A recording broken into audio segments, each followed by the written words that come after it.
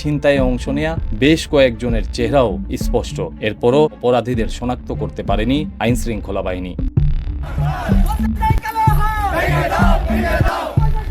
নগদ টাকা পরিবহনের নিরাপত্তা নিয়ে প্রশ্ন উঠছে ব্যবসায়ীদের মধ্যে। আমরা নিরাপত্তাহীনতায় ভুগতেছি। ব্যাংক থেকে 15 লাখ টাকা তুলে অটোরিকশা যোগে দোকানে ফিরছিলেন বেনারসি প্রতিষ্ঠান কুমকুম এন্টারপ্রাইজের 2 কর্মচারী। কাছাকাছি পৌঁছাতেই তাদের গতিরোধ করে দুটি মোটরসাইকেলে আসা 4 জন ছিনতাইকারী অস্ত্র ঠেকিয়ে টাকার ব্যাগ ছিনে নিয়ে দ্রুত ঘটনাস্থল থেকে পালিয়ে যায় তারা। বলছে কি যাবেন নাকি, তো উনি যে লোকটা মানে টাকা ছিল যার হাতে ম্যানেজার, উনি বলছেন না আমাদের লোক আসেন। ও রিক্সাতে উঠছে, ওর সামনে একটা হুন্ডা ছিল, ওই হুন্ডা ওর ফলো করছে, আর সামনে একটা হুন্ডা ছিল, তখন এই রিক্সাটা এখানে গেছে আপনার ওর পিছনটারে আবার আওয়াজ করছে। এখানে যাওয়ার পর আপনার কাল্লু চাপের দোকানের কাছাকাছি গিয়ে চাপায় মানে ব্যাগটা টানছে। 15-16 লাখ এরকম। সোমবার বিকেলে মিরপুর 11 নম্বরের ব্যস্ততম এই বড় মসজিদের সামনের সড়কে ঘটে যাওয়া ছিনতাইকে কেন্দ্র করে চাঞ্চল্য বেড়েছে পুরো মিরপুর জুড়ে।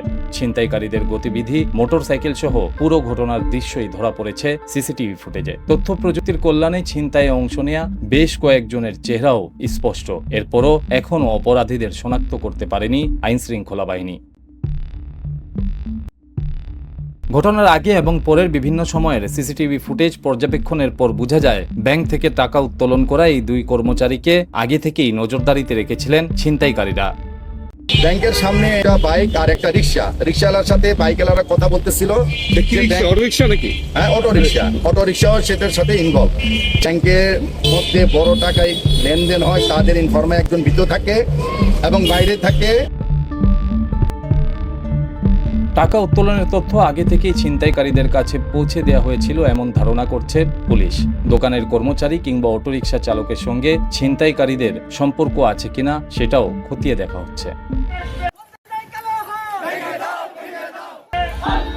সিসিটিভি ফুটেজে অপরাধীদের চেহারা স্পষ্ট হওয়ার পরও তাদের গ্রেপ্তার করতে না পারায় বিক্ষোভ করেছেন মিরপুরের শাড়ি ব্যবসায়ীরা।